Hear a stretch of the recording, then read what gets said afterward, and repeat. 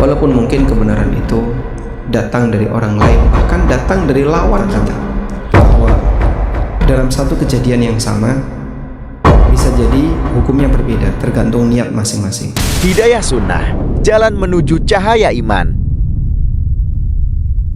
Yuk, dukung dakwah ini dengan subscribe, like, dan share. Semoga jadi amal jariah. Semoga setiap klik subscribe menjadi pahala yang terus mengalir. Dan kita ulang, kita murojaah, semoga semakin menambah hirs kita, semangat kita untuk berangkat melangkahkan kaki ke masjid untuk salat subuh berjamaah. Karena ini sunnah yang hampir menjadi sunnah mahjurah, sunnah ditinggalkan oleh umat Nabi Muhammad sallallahu alaihi wasallam.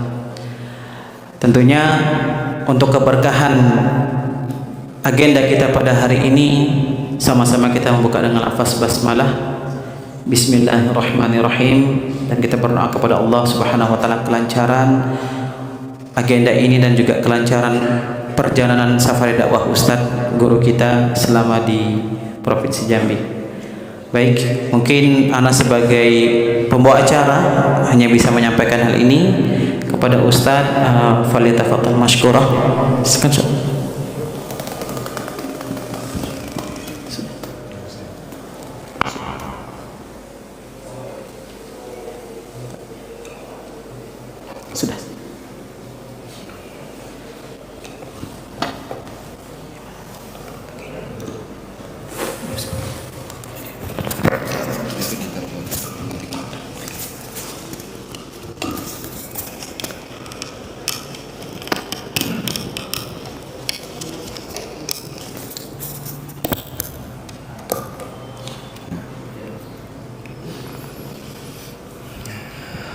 Assalamualaikum warahmatullahi wabarakatuh.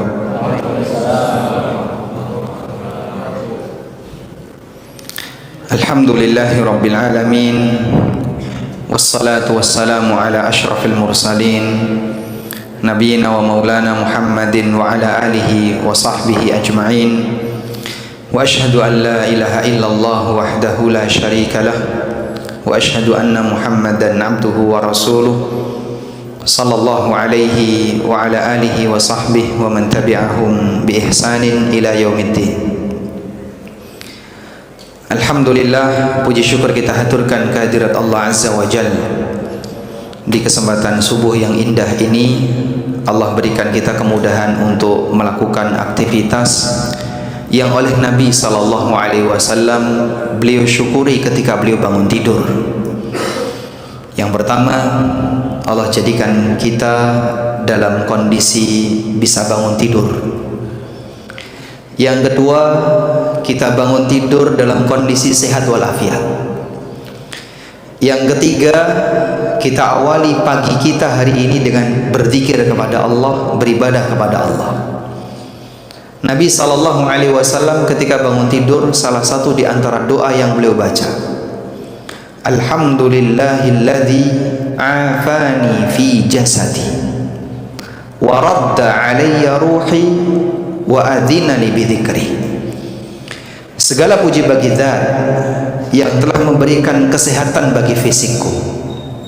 Ada banyak orang yang beliau istirahat di dekat masjid ini, bahkan lebih dekat dibandingkan perjalanan kita dari rumah ke masjid ini.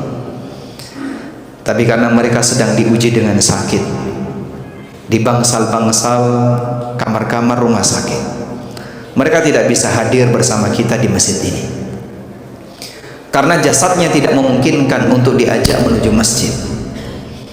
Modal pertama kita bisa menuju masjid adalah adanya afiah, kesehatan fisik. Yang kedua, waradda alayya ruhi, Allah mengembalikan ruhku. Kenapa beliau katakan Allah mengembalikan ruhku? Karena ketika seorang hamba itu sedang tidur, hakikatnya dia sedang mengalami apa jemaah? Kematian. Yang disebut oleh para ulama dengan kematian kecil. Karena Allah Subhanahu wa taala mencabut jiwa para hambanya ketika mereka sedang tidur. Allah taala berfirman, Allah Allahu alladhi yatawaffal anfusa hina mautiha wallati lam tamut fi manamiha. Dialah zat Allah Subhanahu wa taala yatawaffal anfusa hina mautiha, yang mewafatkan jiwa ketika jiwa itu sudah waktunya meninggal. Wallati lam tamut fi manamiha, dan jiwa yang belum waktunya mati ketika dia sedang tidur. Sehingga pada waktu kita tidur hakikatnya kita sedang mengalami kematian. Maka al-mautu mautan, kematian itu ada dua. Yang pertama ada al-mautul akbar, kematian besar. Kapan itu terjadi jamaah? Ketika nyawa sudah nggak balik lagi ke muka bumi. Yang kedua apa Pak? Al-mautul asghar, yaitu kematian kecil. Ketika nyawa dikembalikan oleh Allah Subhanahu wa taala ke jasad, sehingga jasad ini bisa beraktivitas di muka bumi. Dan kita telah mengalami itu pada waktu kita tidur. Maka Nabi SAW ketika bangun beliau mengucapkan alhamdulillahilladzi ahyana ba'dama amatana wa ilaihin nusyur. Coba di antara jamaah ya, yang waktu bangun mengucapkan doa ini atau megang HP Pak biasanya. Duluan yang dilakukan yang mana? Ya? Doa atau megang HP? Terjadi perbedaan apa ini? Perbedaan aktivitas. Salah satu di antara godaan HP yang kita punya, dialah yang pertama kali kita cari ketika apa Pak?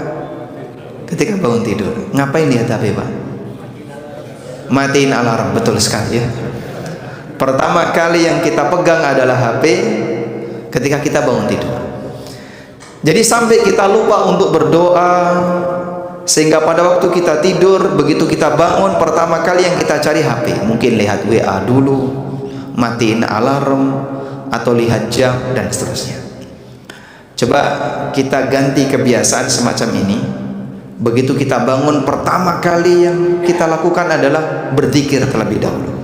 Alhamdulillahilladzi ahyana ba'dama amatana wa ilaihin nusyur. Atau juga bisa pakai doa seperti yang tadi kita sampaikan di depan, alhamdulillahilladzi afani fi jasadi wa radda alayya ruhi wa adhina li bidzikri.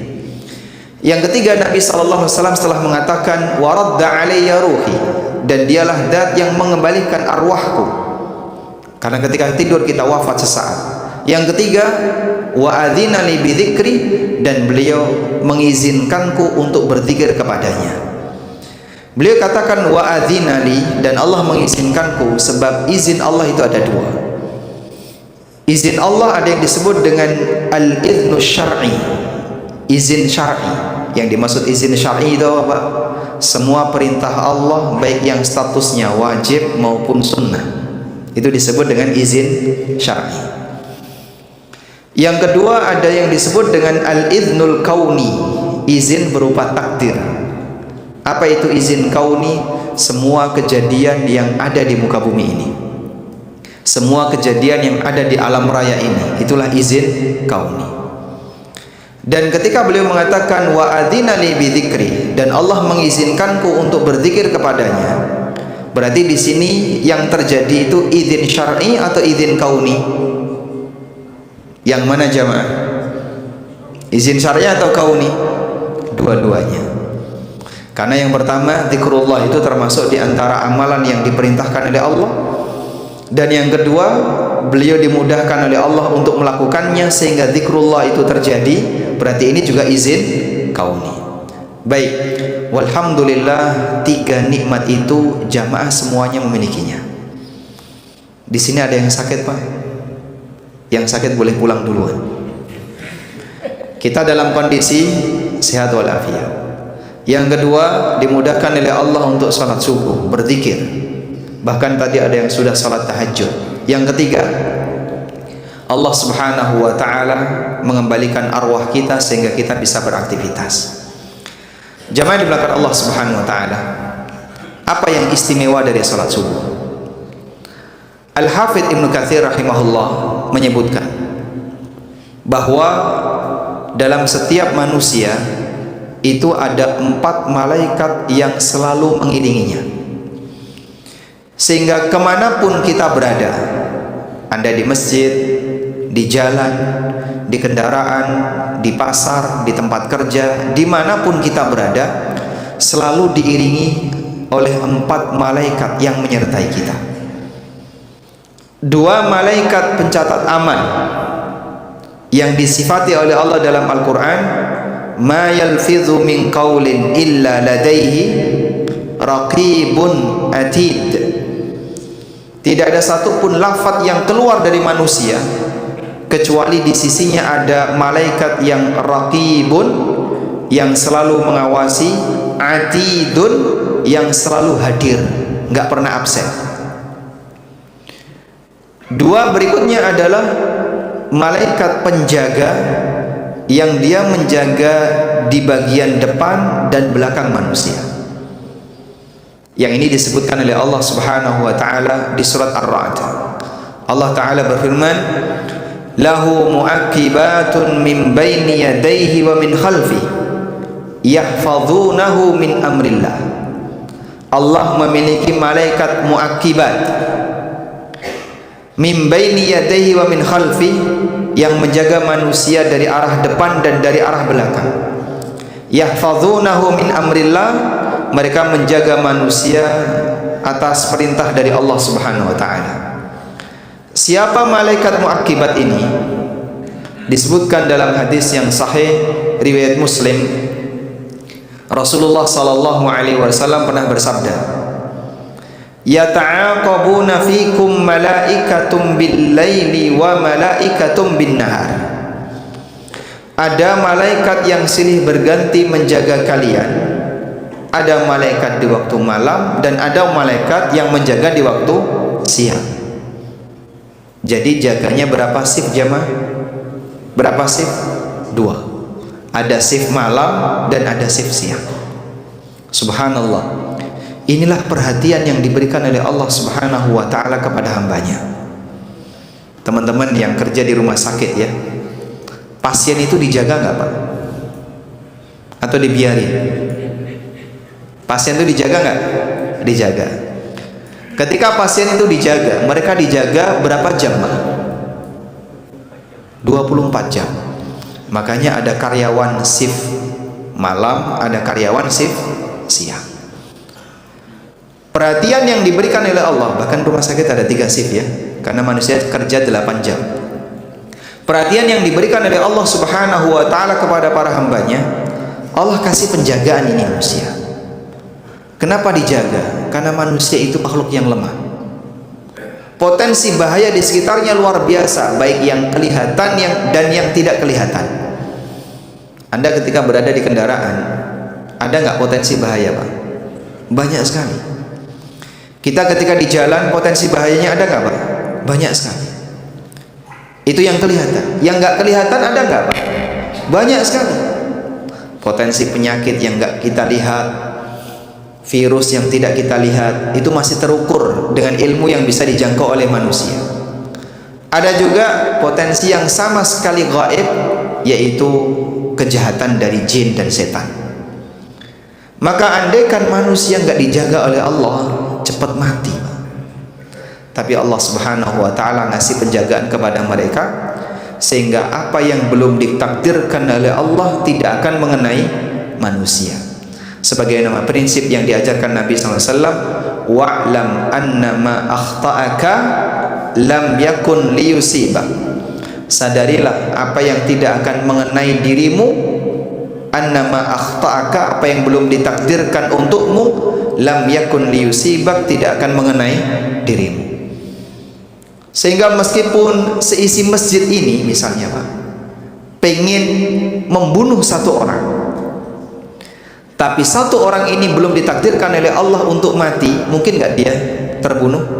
Tidak, karena Allah Subhanahu wa taala yang menjaganya.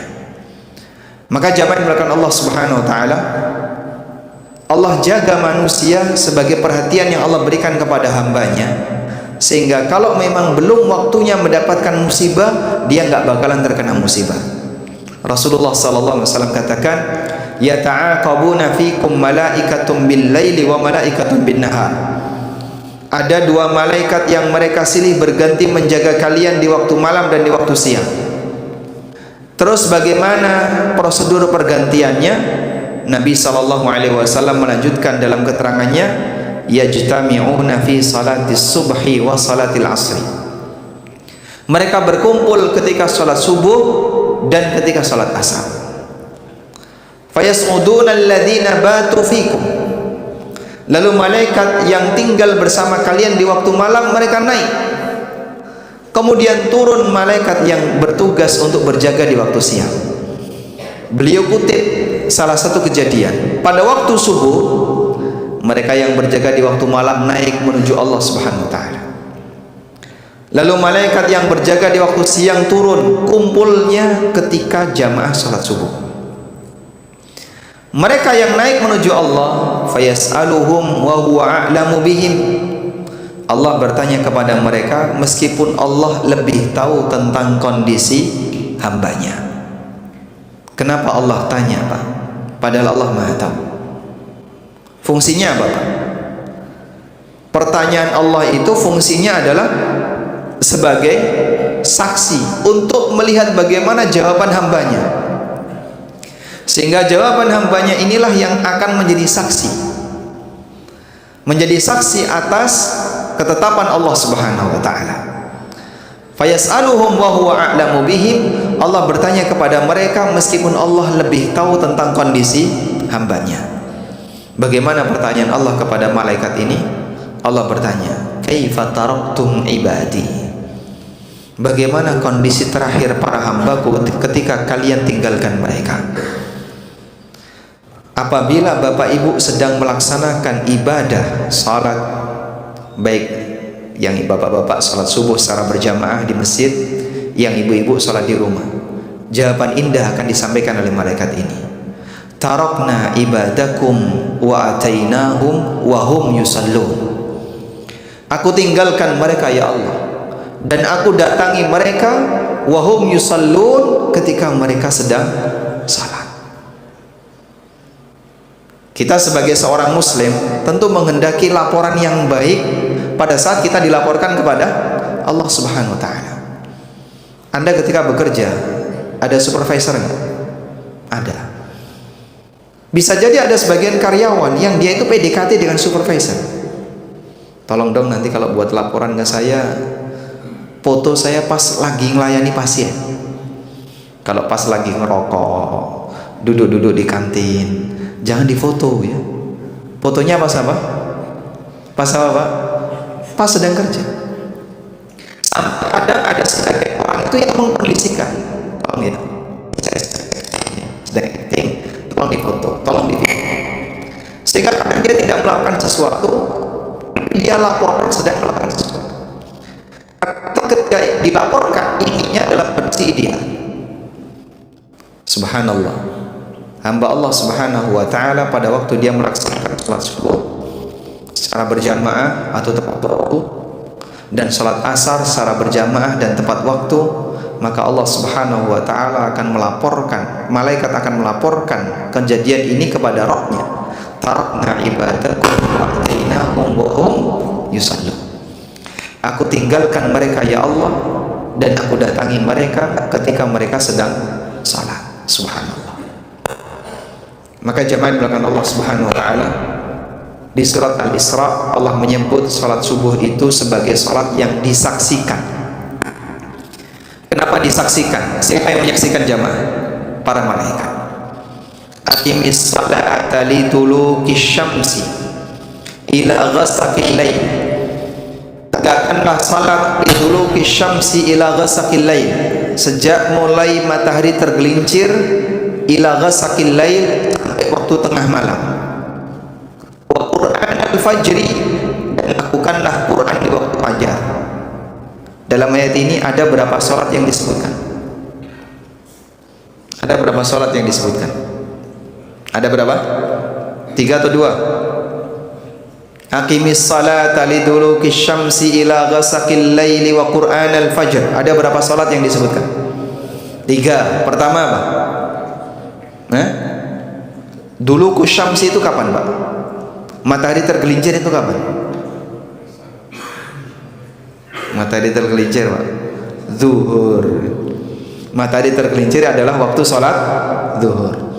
Aqimis salata liduluki syamsi, kerjakanlah salat ketika matahari sudah tergelincir. Ila ghasaqil lail, sampai tengah malam. Ini salat apa ini sampai tengah malam? Isya. Wa Qur'anal fajr, dan kerjakanlah Quran di waktu fajar. Maksudnya apa? Salat subuh. Jadi Allah menyebutkan berapa salat? 3. Kok 3 Pak? Mana maghrib dan mana asar dan maghribnya? Kok nggak disebutin? Di sini Allah Subhanahu wa taala menyebutkan rentang. Allah menyebutkan rentang. Aqimis shalah liduluki syamsi ila ghasaqil lail. Kerjakanlah salat sejak matahari tergelincir sampai tengah malam. Karena ada 4 salat yang waktunya berdekatan.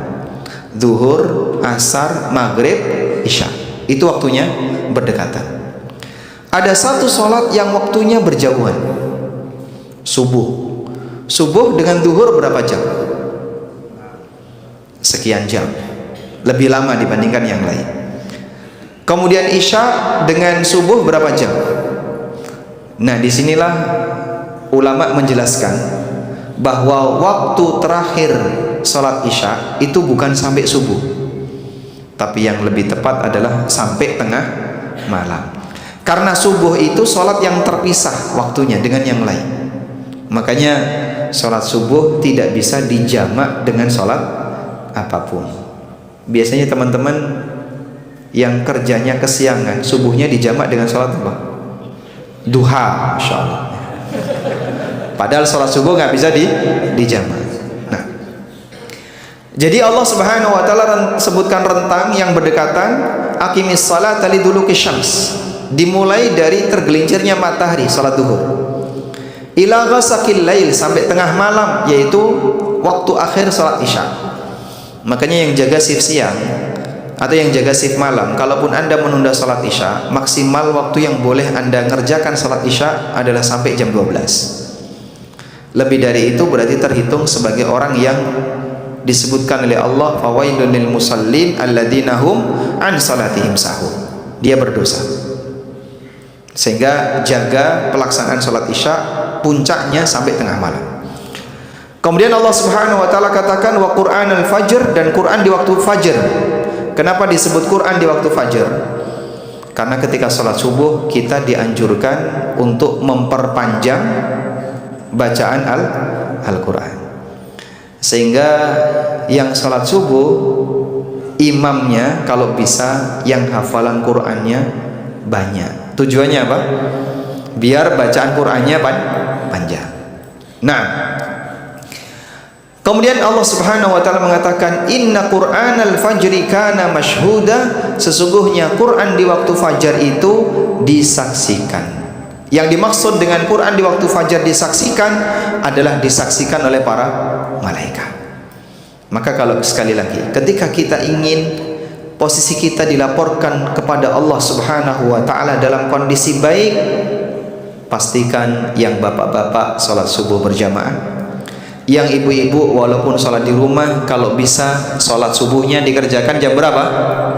Ketika adzan subuh, tepat waktu, sehingga Anda bisa punya harapan untuk dilaporkan oleh Allah Subhanahu wa taala, dilaporkan oleh para malaikat kepada Allah dalam posisi Anda ketika sedang sholat. Baik, ini salah satu di antara dalil yang menunjukkan keistimewaan sholat subuh. Ada nggak Pak dalil yang lain yang menyebutkan itu? Masih banyak. Sebab ini salat yang istimewa. Di antara dalil yang lain, hadis yang diriwayatkan oleh Abu Dawud, Nabi SAW ngasih jaminan bagi orang yang menjaga salat subuh dan salat asar secara berjamaah. Rasulullah SAW mengatakan, man shallal bardaini dakhalal jannah.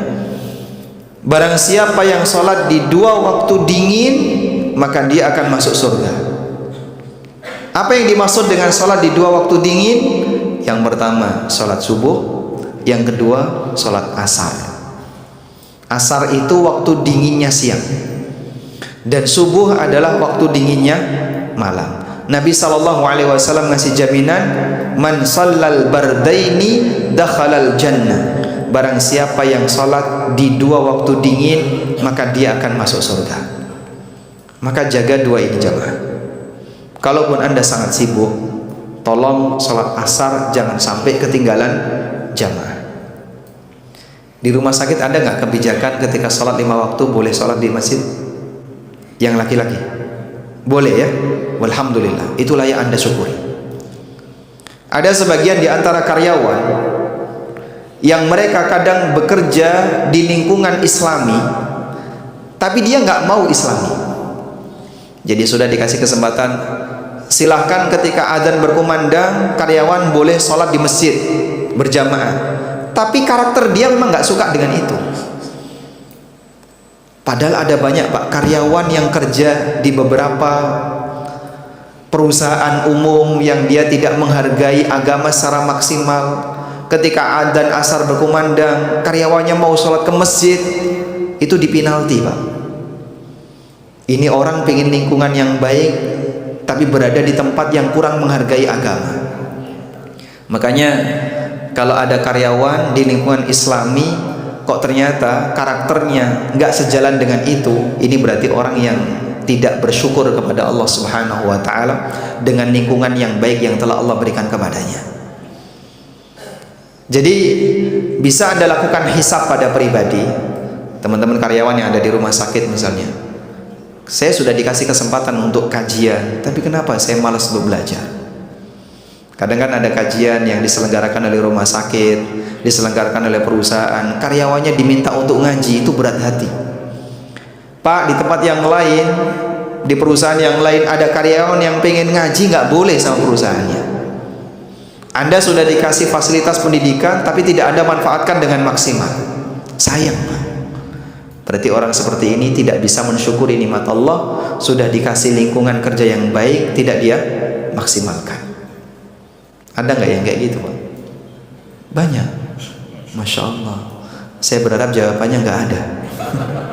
Tapi ternyata banyak. Tolong kasih kesadaran yang mereka ini ya. Jadi sampaikan kepada mereka, kamu seharusnya bersyukur ditaruh oleh Allah di sebuah lingkungan kerja yang mendukung agamamu. Sebab begini Pak, saat kita bekerja, Anda itu kan dimanfaatkan oleh pihak perusahaan untuk diambil tenaganya. Ada sebagian perusahaan yang dia itu hanya mempertimbangkan produktivitas fisik. Jadi kondisi mentalnya kadang tidak diperhatikan. Maka ini karyawan nggak dikasih ruang pendidikan yang baik untuk agamanya, nggak dikasih ruang untuk menjalankan ibadah dengan maksimal. Yang penting pokoknya kamu kerja tak bayar. Berarti tidak memperhatikan kondisi mentalnya. Sebaliknya, ada sebagian perusahaan yang mempertimbangkan dua hal ini. Sebab manusia itu tidak hanya fisik, tapi mereka juga punya arwah. Kebahagiaan tidak hanya diukur dari materi. Orang kalau agamanya sehat, bahagia. Dan manusia kalau bahagia, produktivitasnya naik. Baik, makanya ada beberapa perusahaan yang membuat kebijakan harus ada kajian. Biar karyawannya itu sehat. Sebab kalau dia bahagia, dikasih layanan menjalankan akidahnya sesuai dengan keyakinannya, agamanya sesuai dengan keyakinannya, dia akan bisa bahagia. Nah, kembali ke sini ya. Jadi ketika Anda sudah dikasih kesempatan untuk sholat berjamaah di masjid 5 waktu, tolong manfaatkan dengan maksimal, hargai nikmat ini. Bentuk rasa syukur kepada Allah dengan keberadaan nikmat ini adalah teman-teman yang bekerja maksimalkan untuk bisa hadir sholat jamaah. Dan masih banyak hadis-hadis yang lain yang menyebutkan tentang keutamaan sholat subuh. Ada satu hadis yang luar biasa ini jamaah, saya sebut sebagai hadis yang luar biasa. Sampai ada manusia yang punya karakter pembunuh, dia takut kepada Allah karena hadis ini. Bagaimana bunyi hadisnya? Disebutkan dalam hadis yang diriwayatkan oleh Muslim, Rasulullah sallallahu alaihi wasallam pernah bersabda, "Man shalla subha fahuwa fi dhimmatillah." Man shalla subha fahuwa fi dhimmatillah. Barang siapa yang salat subuh berarti dia dalam tanggungan Allah. Fala yatlubannakumullahu min dhimmatihi bisyai'. Jangan sampai Allah menuntut kalian disebabkan karena kalian telah merusak jaminan dari Allah. Siapa yang salat subuh maka dia dijamin oleh Allah. Jangan sampai kalian nanti dituntut oleh Allah gara-gara merusak jaminan dari Allah. Jaminan dari Allah itu diberikan dalam bentuk aturan. Diberikan dalam bentuk aturan. Artinya begini jamaah. Allah ngasih jaminan kepada hambanya. Salah satunya adalah jaminan keamanan. Dan jaminan itu bentuknya adalah aturan. Artinya, mungkinkah aturan ini dilanggar? Mungkin. Tapi ingat, siapa yang melanggar aturan ini, dia akan berhadapan dengan hukuman dari Allah Subhanahu wa taala. Contohnya, Allah ngasih jaminan bagi siapapun yang masuk Masjidil Haram maka dia dalam kondisi aman. Allah katakan, "Wa man dakhalahu kana amina." Barang siapa yang masuk ke Masjidil Haram maka dia aman. Itu jaminan dari Allah. Baik, ada enggak orang yang ketika berada di Masjidil Haram barangnya dicuri orang lain? Kejadian itu ada enggak, Pak? Ada. Kejadian itu ada. Bahkan sebagian ulama menyebutkan ada sebagian orang yang maling ketika sedang tawaf.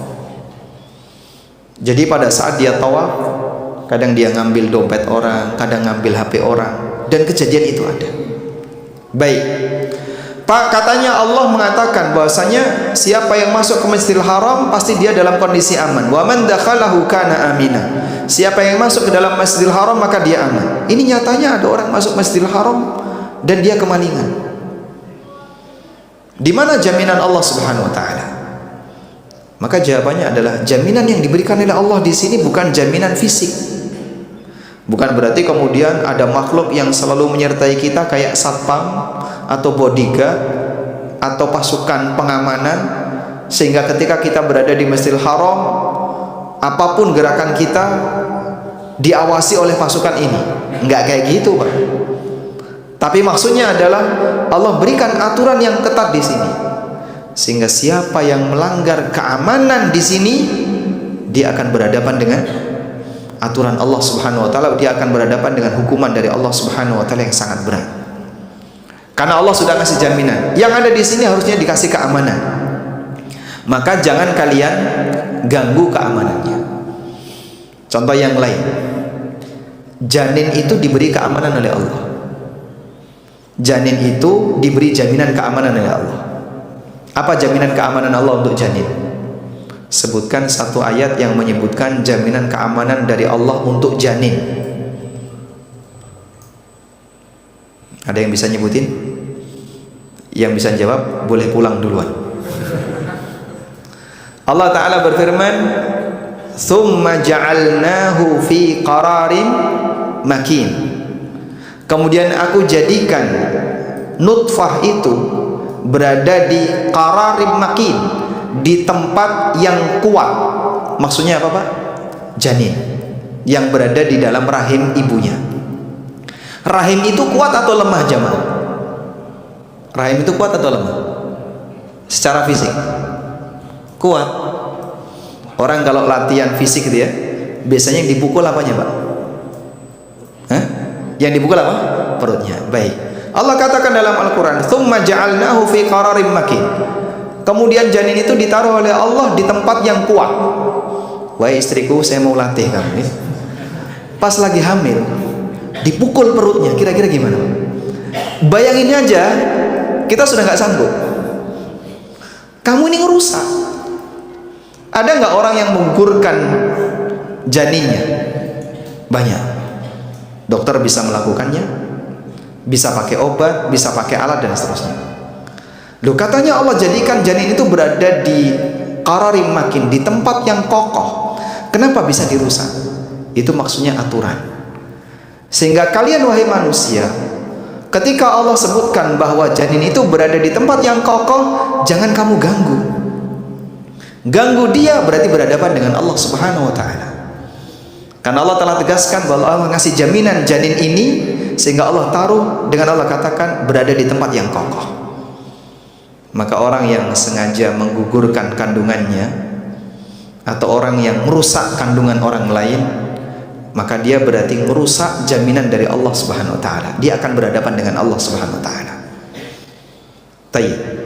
Salah satu di antara manusia yang diberi jaminan oleh Allah adalah mereka yang datang salat subuh. Man sallat subha fahuwa fi dhimmatillah. Barang siapa yang salat subuh, maka dia berada dalam jaminan dari Allah Subhanahu wa taala. Nah, Hajjaj bin Yusuf Ats-Tsaqafi. Kenal siapa orang ini, Pak? Ya. Gubernurnya Marwan bin Hakam, dan dia ini orang yang dikenal sebagai apa, Pak? Tukang membunuh, pembantai. Hobinya apa? Nebas kepala orang. Sehingga di masa Hajjaj bin Yusuf berkuasa, ada ratusan manusia yang dibantai dan banyak sekali ulama yang dibantai. Siapa di antara orang yang dibantai oleh Hajjaj? Abdullah bin Zubair. Siapa beliau? Cucunya Abu Bakar. Siapa lagi? Sa'id bin Jubair. Siapa beliau?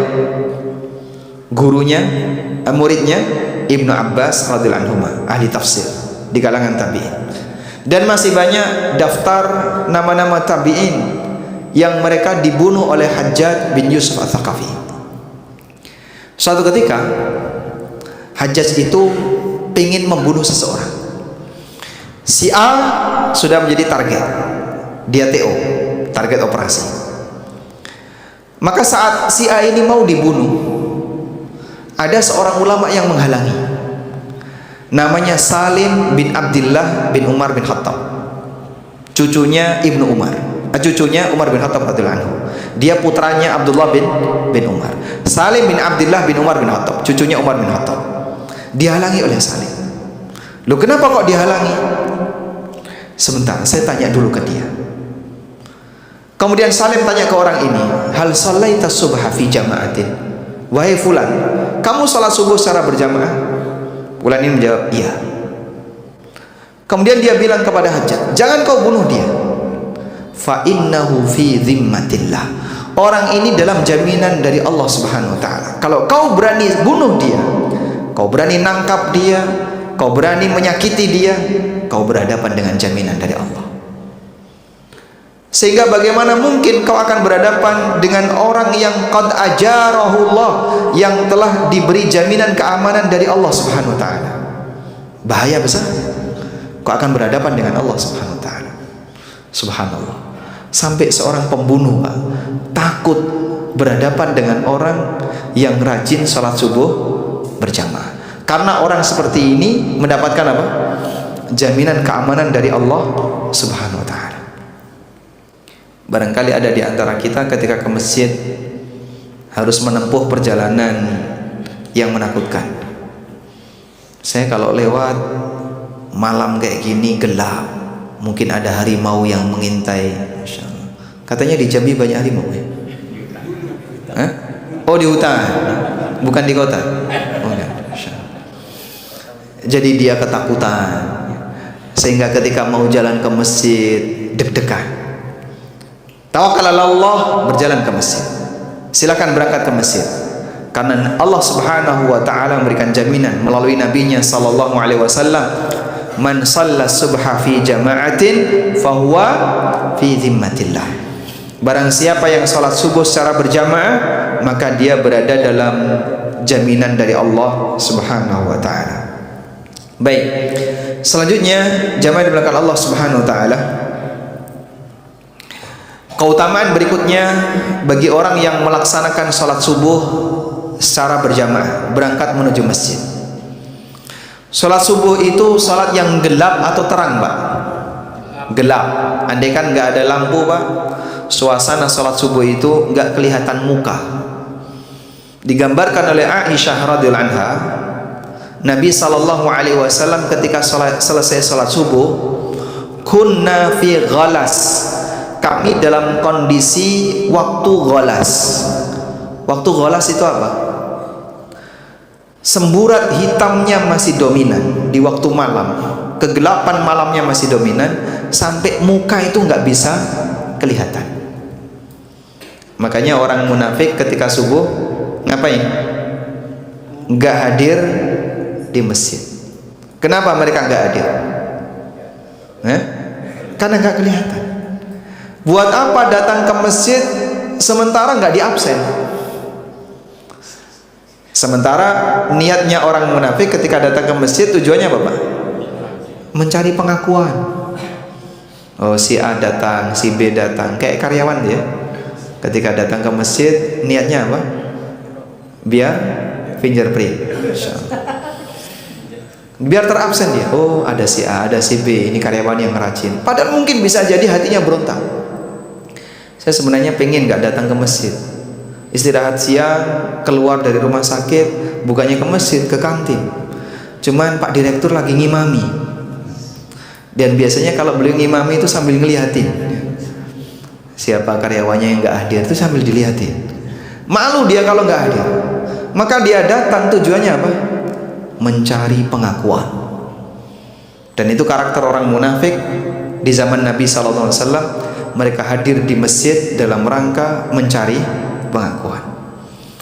Makanya orang munafik di zaman Rasulullah SAW ikut sholat jamaah nggak, Pak? Ikut. Sholat apa yang mereka ikuti? Ada 3 sholat: zuhur, asar, maghrib. Isya dan subuh absen. Kenapa, Pak? Nggak kelihatan. Sehingga ngapain datang? Nabi SAW juga nggak ngelihat. Sehingga tujuan mereka, fungsi pengakuannya nggak ada. Makanya mereka tidak datang ketika sholat yang gelap. Nabi SAW katakan, athqalus salati alal munafiqin al-isya was subah. Salat yang paling berat bagi orang munafik adalah salat isya dan salat subuh, karena nggak kelihatan. Nah, orang ketika jalan menuju masjid dalam posisi kegelapan seperti itu dikasih ganti oleh Allah Subhanahu wa taala. Nabi SAW bersabda, Bashiril masya'in fi dhulam binurillahi yawmal qiyamah. Bashiril masya'in fi dhulam ilal masajid bin nurit tam yawmal qiyamah. Berikan kabar gembira bagi orang yang jalan di waktu gelap menuju masjid. Kasih kabar gembira bagi orang yang berjalan di waktu gelap menuju masjid. Binurit tam yaumal qiyamah, karena mereka besok akan mendapatkan cahaya yang sempurna di hari kiamat. Sebagaimana dulu dia rela untuk berjalan di kegelapan menuju masjid, maka Allah Subhanahu wa taala gantikan dengan cahaya. Kapan jamaah? Di hari kiamat. Dan itu cahaya yang sempurna. Bapak Ibu, suasana semacam ini mungkin di zaman kita sudah nggak ada. Di sebagian tempat, terutama yang berada di kota, kita berjalan menuju masjid walaupun gelap tapi banyak lampu. Tapi mungkin orang di masa silam banyak yang mengalaminya, keluar rumah dalam posisi nggak ada lampu. Makanya ketika lampu mati, pas PLN mati, ketika subuh, Masya Allah, kesempatan mengamalkan hadis. Masya Allah. Alhamdulillah listrik mati pas subuh. Anda jalan menuju masjid dalam posisi di jalan gak ada penerangan. Basyiril masya'ina fid dhulam ilal masajid binurit tami yaumal qiyamah. Berikan kabar gembira bagi mereka yang berjalan di kegelapan menuju masjid. Mereka akan mendapatkan cahaya yang sempurna besok di hari kiamat. Baik, selanjutnya bagian yang terakhir.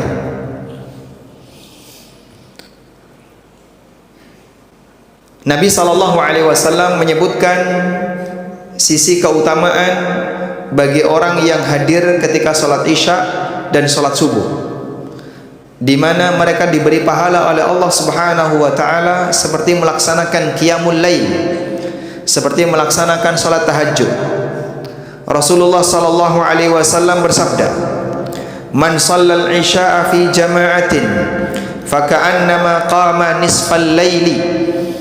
Barang siapa yang melaksanakan salat isya secara berjamaah, maka seolah-olah dia tahajud setengah malam. Enggak ada di antara kita yang sanggup tahajud setengah malam? Enggak ada ya? Berat Pak. Kita tarawih saja 11 rakaat atau 23 rakaat, jam setengah 8 mulai pengennya kapan salam salat witir. Padahal baru takbiratul ihram rakaat pertama salat tarawih. Kemudian Nabi sallallahu alaihi wasallam mengatakan, "Wa man shalla subha fi jama'atin faka'annama shallal laila kullah." Dan siapa yang salat subuh secara berjamaah, seolah-olah dia melaksanakan salat tahajud semalam suntuk. Subhanallah. Sangat disayangkan pahala yang demikian besar semacam ini kita sia-siakan, sehingga enggak semangat untuk melaksanakan sholat subuh dan sholat isya secara berjamaah.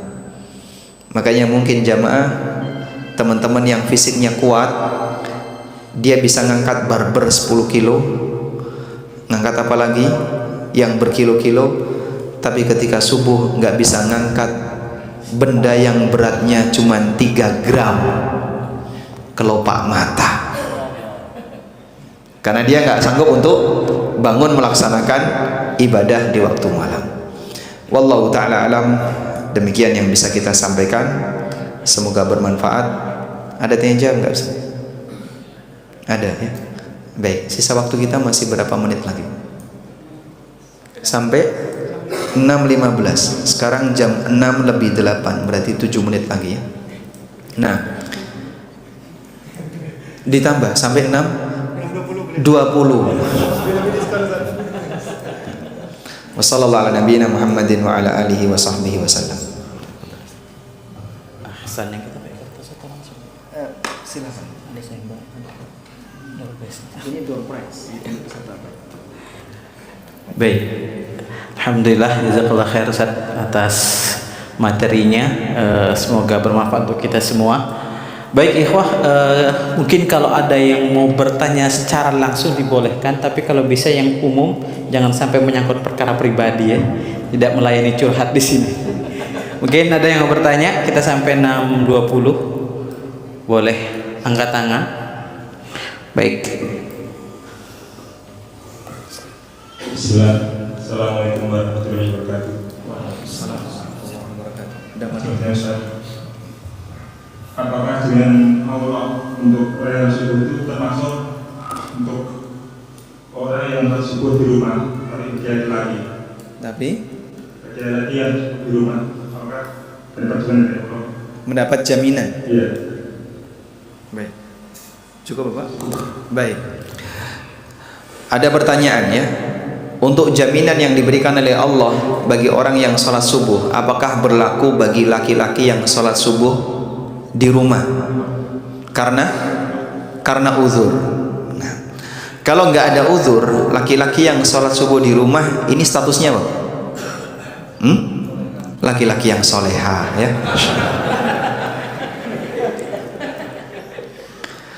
Tayyib. Kalau memang karena uzur, insya Allah dia tetap dicatat mendapatkan keutamaan sebagaimana yang tadi kita sebutkan. Sebab uzur itu menjadi salah satu alasan hamba boleh mengurangi kualitas dari ibadahnya. Maka Nabi SAW sebutkan dalam hadis yang sahih, barang siapa idza maridal abdu aw safara kutiba lahu ma kana muqiman sahiha.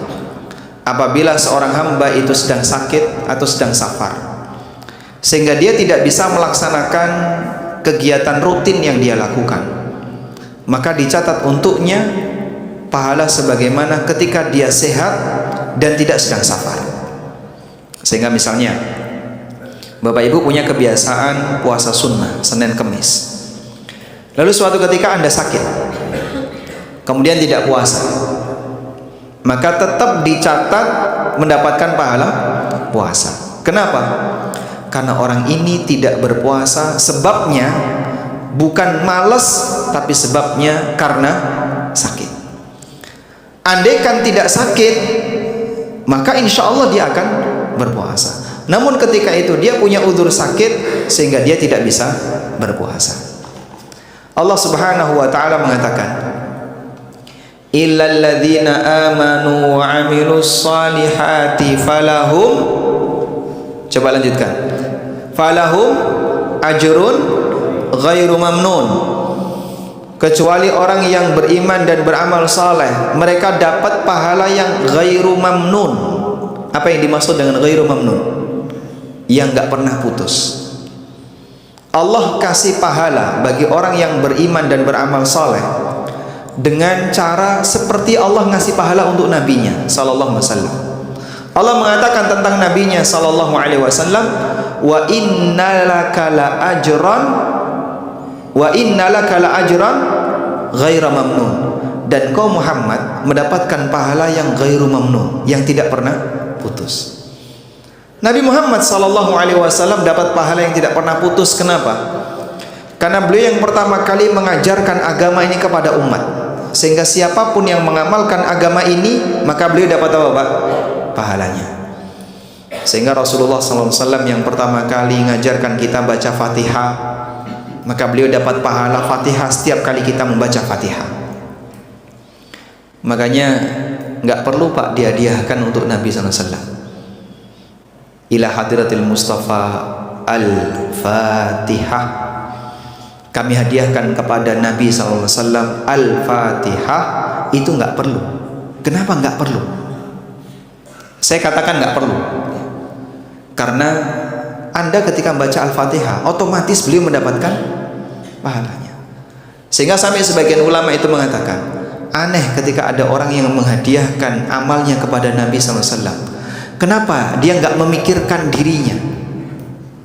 Padahal dia lebih butuh untuk itu dibandingkan Rasulullah Sallallahu Alaihi Wasallam. Sebab Nabi Sallallahu Alaihi Wasallam otomatis dapat pahalanya. Anda melakukan ibadah apapun, Rasulullah Sallallahu Alaihi Wasallam dapat pahalanya. Karena beliau dijamin oleh Allah, wa inna laka la ajran ghaira mamnun. Engkau mendapatkan pahala yang nggak pernah putus. Ada yang berpikir kayak gini, kita itu kan umat Nabi SAW. Jadi kalau kita menghadiahkan sesuatu untuk Rasulullah SAW, itu ibarat kita naruh air di tandon yang tinggi. Lalu tandon itu karena saking seringnya diisi, luber. Nah ketika luber, kita berada di bawahnya, akan kena apa, Pak? Luberan tadi. Maksudnya kan kayak gitu ya. Baik, kalau seperti ini bagaimana? Yang menjadi pertanyaan, Anda betul nggak di bawah tandon tadi? Jangan-jangan nggak di situ kan gitu? Karena yang berada di bawah tandon adalah mereka yang ittiba kepada Rasulullah Sallallahu Alaihi Wasallam dalam setiap aktivitas yang dia lakukan. Ketika dia mengikuti Rasulullah Sallallahu Alaihi Wasallam dalam aneka aktivitas yang dia lakukan, yang beliau lakukan, baik dalam masalah ibadah, apalagi dalam masalah akidah, dalam masalah berkeluarga, dialah yang berada menjadi pengikut setia Rasulullah SAW. Bisa jadi ada orang yang berada di sebelahnya sehingga malah nggak kena luberan tadi. Dan itu kalau teorinya luber, berarti kan kena semuanya, baik yang menghadiahkan maupun yang tidak menghadiahkan. Itu kalau kita bicara teori luber. Apalagi pertanyaannya adalah, Anda dapat bayangan ini dari mana? Dalilnya mana kok tiba-tiba punya bayangan seperti itu? Katanya ketika menghadiahkan terus nanti luber. Ini kan perkara yang gaib. Dari mana Anda tahu? Ada nggak orang yang keluberan amalnya Rasulullah SAW? Kalau manusia itu keluberan amalnya Nabi SAW, berarti dia nggak perlu beramal karena sudah keluberan. Jangan kita punya bayangan bahasanya manusia bisa selamat disebabkan karena nabinya. Yang punya anggapan nabinya menjadi juru selamat itu siapa, Pak? Yesus ya, yang dianggap ini nabinya sebagai juru selamat. Maka siapapun yang mau beramal maupun tidak beramal, selama dia mengakui keberadaan Yesus, nanti akan diselamatkan oleh Yesus.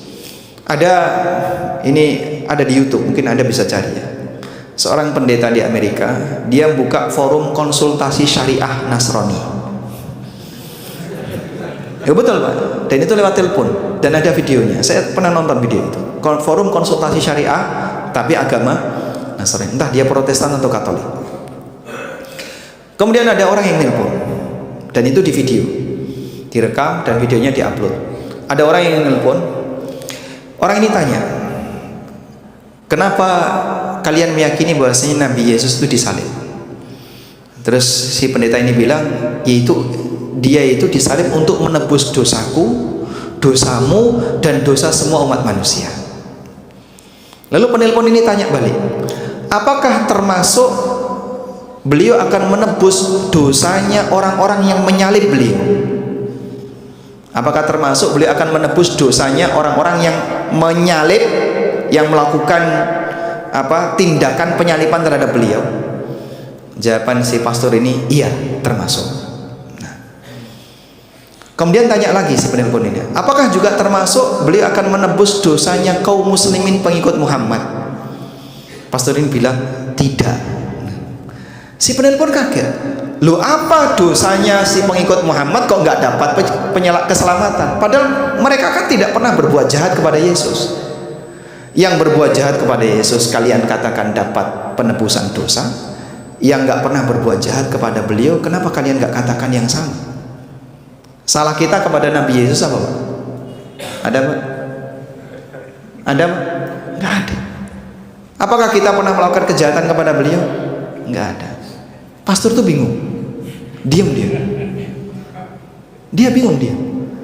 Kau katakan bahasanya beliau disalib untuk menebus dosanya orang-orang, sampai yang menyalib itu nanti ditebus dosanya sama Yesus. Tapi umat Muhammad SAW yang nggak pernah berbuat salah apapun kepada beliau, dikatakan tidak ditebus dosanya oleh beliau. Aneh, padahal kita nggak pernah berbuat jahat kepada beliau. Tayyib. Makanya keyakinan semacam ini berbahaya. Itulah yang membuat kemudian sebagian orang jadi malas-malasan dalam apa? Beribadah. Yang benar gimana? Setiap orang yang beramal, Nabi SAW dapat pahalanya karena beliaulah yang pertama kali mengajarkannya. Sehingga jamaah tidak perlu menghadiahkan kepada beliau. Kita juga bisa mendapatkan pahala yang terus mengalir. Para ulama mengatakan syaratnya adalah Anda ketika melakukan aktivitas amal saleh, lalu aktivitas terhenti karena uzur apapun, termasuk uzur usia, maka pahala akan tetap mengalir. Bapak-bapak misalnya yang sudah berusia lanjut, punya kegiatan rutin, hadir salat jamaah, ikut kajian, puasa sunnah, sampai usia tertentu fisik gak sanggup lagi untuk diajak seperti itu, hanya bisa duduk di rumah, bahkan kadang baringan di rumah. Insya Allah bapak tetap dapat pahala sesuai dengan aktivitas rutin ketika masih kuat. Wallahu a'lam. Udah ditungguin ini saya. Baik. Oh, di belakang ada. Atau ini dulu, silakan. Ini aja dulu ya dibaca. Baik, ini Ustaz, ada pertanyaan. Assalamualaikum Ustaz. Bolehkah saya beribadah karena ingin mendapatkan pahala atau fadilah-fadilah yang dijanjikan Allah Subhanahu wa taala? Dikarenakan ada syubhat kan, kalau ibadah mengharap pahala itu berarti tidak ikhlas. Bolehkah kita beribadah dalam rangka mengharapkan surga atau takut neraka? Ada orang yang punya keyakinan kayak gini, beribadah karena mengharapkan surga atau takut neraka tidak ikhlas, karena dia mengharapkan selain Allah. Baik, pertanyaannya Pak, yang menciptakan surga itu siapa? Allah. Apa tujuan Allah ciptakan surga? Fala ta'lamu nafsun ma ukhfiya lahum min qurrati a'yunin jazaa'an bima kanu ya'malun. Surga itu diberikan oleh Allah sebagai jazaa'an bima kanu ya'malun, sebagai balasan untuk perbuatan yang telah mereka kerjakan. Sehingga surga diciptakan oleh Allah, fungsinya apa Pak? Sebagai balasan untuk orang yang melakukan kebaikan. Baik, surga itu dalam Al-Quran sifatnya apa Pak? Dijanjikan. Uiddat lil muttaqin. Surga itu dijanjikan bagi orang yang bertakwa. Kalau sesuatu itu dijanjikan, berarti boleh nggak kita harapkan? Boleh. Mengharapkan sesuatu yang dijanjikan itu bukti apa Pak? Iman kita kepada janji Allah. Bukti iman kita kepada janji Allah. Saya yakin janji Allah itu benar. Wa inna wa'dakal haq. Dan sesungguhnya janjimu ya Allah itu benar. Maka mengharapkan janji Allah bukti iman dia kepada janji Allah. Misalnya karyawan ya, yang duduk di pojok ya. Andaikan Anda dikasih janji sama direktur, Mas, kalau besok kamu hadir sholat subuh, datang jam 2 malam ya, langsung tak umrohkan ya, cuma satu orang ya. Baik, kira-kira Anda mau hadir nggak? Anda akan menimbang. Biasanya Pak Direktur kalau ngomong nggak bisa dipegang. Begitu Anda punya anggapan seperti itu, semangatnya ada nggak? Paling-paling nanti juga gue juga cuman ditipu sama Pak Direktur misalnya ya. Anda nggak bakalan mau hadir. Beliau biasanya kalau ngomong kayak gitu itu bergurau, nggak serius, sehingga ketika saya sudah penuhi nggak dikasih. Karena Anda nggak yakin. Ketika Anda nggak yakin, Anda suudzon pada direktur itu. Pada posisi Anda suudzon pada direktur, Anda nggak percaya dengan janji apapun yang dia buat ya. Suami bilang ke istrinya, Dek, pengen haji nggak? Furoda. Oh pengen. Masya Allah. Syaratnya satu ya, izinkan abang nikah lagi. Misalnya ya. Tapi istri Anda paham, paling suami saya ini pinter gombal. Begitu istri Anda tahu tentang itu, kira-kira dia nurut nggak Pak? Nggak percaya dia. Paling juga digombalin kan gitu ya. Paling juga digombalin. Jadi ketika makhluk kepada makhluk yang lain nggak percaya dengan janjinya, dia nggak bakalan semangat untuk melakukannya. Pertanyaan saya, Anda percaya nggak dengan janji Allah? Yang nggak percaya angkat tangan. Semua kita yang mukmin pasti yakin dengan kebenaran janji Allah, dan itulah ikrar yang kita ucapkan pada waktu kita membaca Sayyidul Istighfar.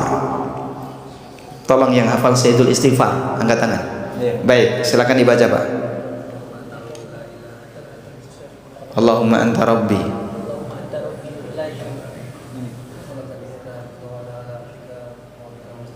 Coba diulangi dari awal.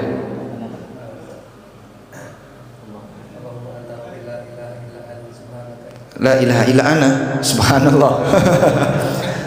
Baik, dapat dia ya. Sempurnakan yang lain. Yang lain. Cepat fadal. Pelan-pelan Pak. Allahumma khalaqtani.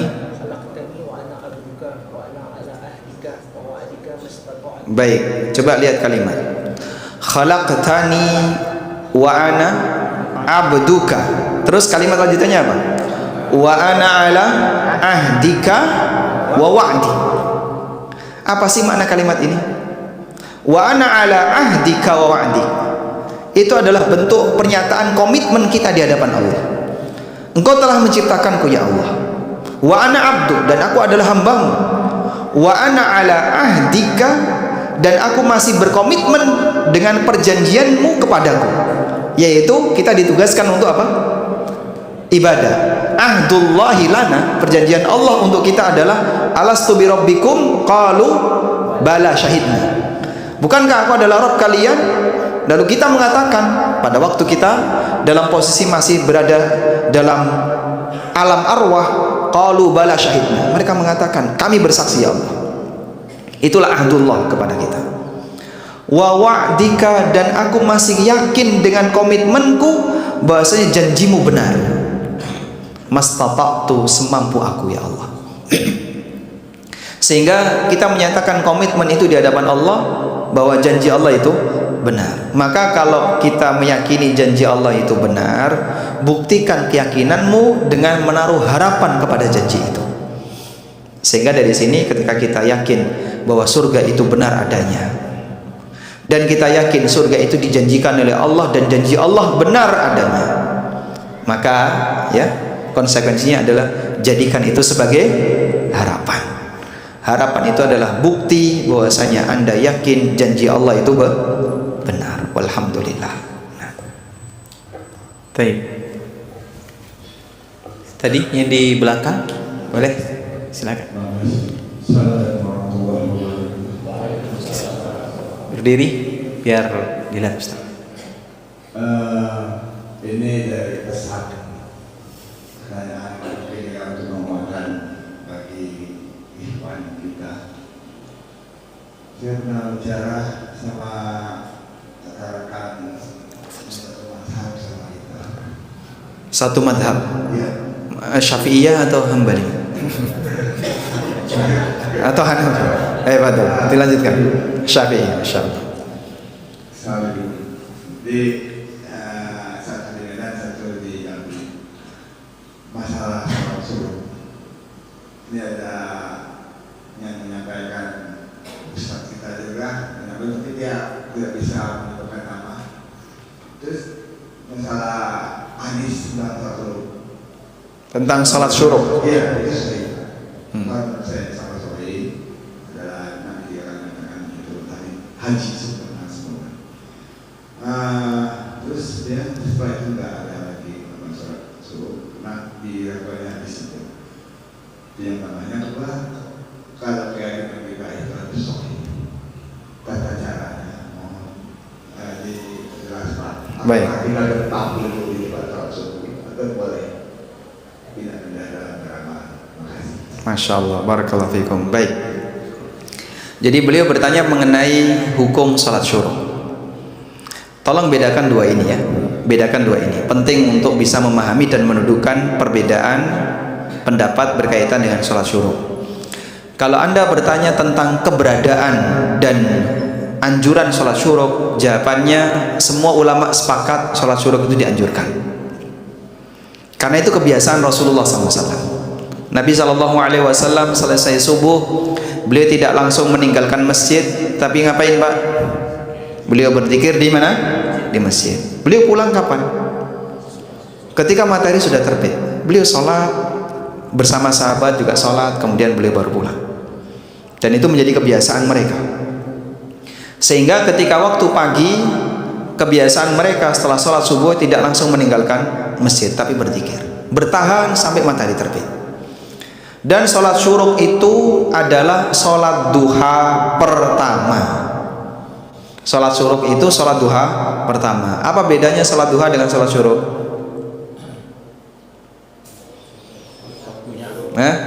Kalau Anda buat diagram Venn gitu ya, sholat duha itu lingkaran besar, sholat syuruk itu lingkaran kecil di dalamnya.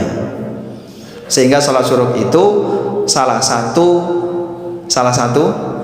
nama bagian dari sholat duha. Sholat duha pertama yang paling pagi itulah sholat syuruk.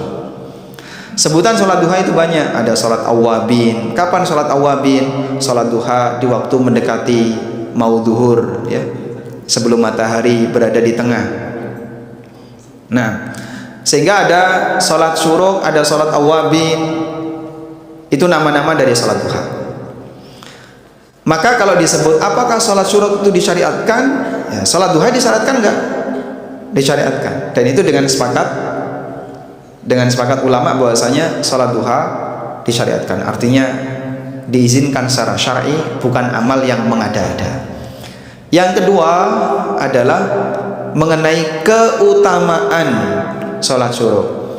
Betulkah bahwasanya orang yang mengerjakan rangkaian sholat subuh berjamaah, lalu dia zikir dan tidak meninggalkan masjid sampai kemudian terbit matahari setinggi 1 tombak, kemudian setelah itu dia sholat 2 rakaat, akan mendapatkan pahala haji dan umrah tamah, sempurna. Apakah keutamaan ini betul-betul ada? Ada 2 pendapat ulama. Mereka yang menilai hadis ini hasan mengatakan keutamaan ini ada. Sehingga kalau Bapak Ibu melakukan aktivitas ini akan mendapatkan nilai keutamaan tersebut. Pendapat yang kedua, keutamaan ini tidak ada. Sehingga siapa yang melakukan aktivitas ini tidak mendapatkan nilai seperti yang dijanjikan karena hadisnya hadis yang lemah. Baik. Nah, kenapa terjadi khilaf seperti itu? Titik masalahnya adalah ada perbedaan pendapat dalam menilai hadis. Ada sebagian ulama yang menilai hadis ini hasan dan ada sebagian ulama yang menilai hadis ini dhaif. Tapi kalaupun Bapak mengerjakan sholat syuruk nggak disalahkan, karena Anda mengerjakan sholat duha, Anda tidak akan disalahkan. Oh, kamu melakukan perbuatan yang tidak sesuai sunnah, nggak ada panduannya. Enggak. Kenapa? Hadisnya dhaif. Hadis dhaif itu berkaitan keutamaan, bukan berkaitan dengan kegiatan dan amalan. Sama atau beda ini? Beda. Tapi kalau Anda bertanya, apakah ada keutamaan seperti ini? Ulama beda pendapat. Baik. Kemudian, kalau kita menilai hadis ini hasan, terus tata caranya bagaimana? Tata caranya sebagaimana disebutkan dalam hadis. Man shalla subha fi jama'atin, thumma dzakarallahu fi musallahu, hatta tatlu asy-syamsu, thumma shalla rak'atain. Siapa yang salat subuh secara berjamaah, lalu dia berzikir kepada Allah di tempat salatnya sampai terbit matahari, kemudian dia salat 2 rakaat, kana lahu ka ajri hajin wa umrah wa mu'tamir tamatan tama, maka dia mendapatkan pahala haji dan umrah sempurna. Hadisnya ada yang mengatakan hasan, ada yang mengatakan dhaif. Kalau Anda menilai hasan, berarti caranya adalah salatnya harus berjamaah di masjid. Kalau jamaah di musola boleh nggak Pak? Ya sama ya, karena musola itu masjid. Sebab masjid itu ada yang jami', ada yang jamaah. Masjid jami' itu yang dipakai Jumatan, masjid jamaah itu semua masjid termasuk musola selama dipakai jamaah. Yang kedua, dia zikir di tempat sholatnya. Nah, di sini ada banyak sekali perbedaan penjelasan ulama. Yang paling ketat yang saya ketahui adalah pendapatnya Syekh Muhammad Mukhtar Asy-Syinkiti. Beliau berpendapat bahwa zikir di tempat sholatnya itu tidak boleh geser dari tempat duduk tasyahud akhir dia ketika salat subuh, sehingga di situ kedinginan atau kepanasan atau kena kipas masuk angin. Kalau ingin mendapatkan pahala haji dan umrah sempurna, dia nggak boleh geser dari situ, tetap duduk di situ. Tapi Pak, saya di sini kedinginan. Nah, berarti besok lagi jangan pilih tempat itu Pak. Anda pilih yang strategis, yang dekat kopi ya. Kemudian ada pendapat yang mengatakan boleh pindah dari posisi tempat duduknya, namun tidak boleh keluar dari masjid. Dan ini pendapat banyak ulama, sehingga wallahu alam insyaallah pendapat kedua ini yang lebih kuat. Karena Nabi SAW selesai sholat beliau tidak diam, tapi beliau bergerak, membuktikan bahwasanya tidak harus tetap berada di tempat sholatnya, bisa yang penting tidak keluar dari masjid. Karena tempat sholat itu bisa maknanya tempat yang dipakai sholat, yang dipakai duduk tasyahud. Bisa juga maknanya tempat sholat adalah masjid yang digunakan untuk sholat. Wallahu a'lam. Bagaimana dengan ibu-ibu di rumah? Masa Pak ibu-ibu di rumah? Hah? Apakah dapat keutamaan sholat syuruk karena ibu-ibu sholat di rumah? Kalau pendapat yang paling ketat nggak dapat, sehingga harus ikut ke masjid. Tapi sebagian ada yang mengatakan bahwa yang di rumah karena beliau memang sholatnya itu di rumah, jika beliau tidak bergerak dari tempat sholatnya, misalnya di rumah sholatnya biasanya kan ada musola ya, beliau sholat di musola rumah atau di tempat apapun, di tempat manapun di rumahnya dipakai sholat, dia tidak bergerak, selesai salat tetap di situ sampai terbit matahari, insya Allah mendapatkan keutamaan yang sama. Wallahu a'lam.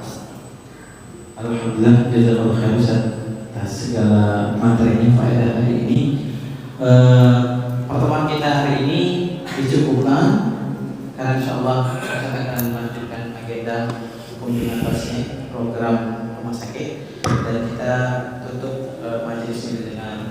subhanakallahumma wa bihamdika asyhadu an la ilaha illa anta astaghfiruka wa atubu ilaik. Dan yang mau melanjutkan syuhud duha sudah bisa, insyaallah. Ya, ada sarapan yang sudah makan, sudah sholat, sarapan sudah disediakan. Mohon maaf, wabillahi. Assalamualaikum warahmatullahi wabarakatuh. Waalaikumsalam warahmatullahi wabarakatuh. Semoga Allah menerima amal kita, mengampuni dosa kita, dan menjaga kita dalam keimanan. Amin.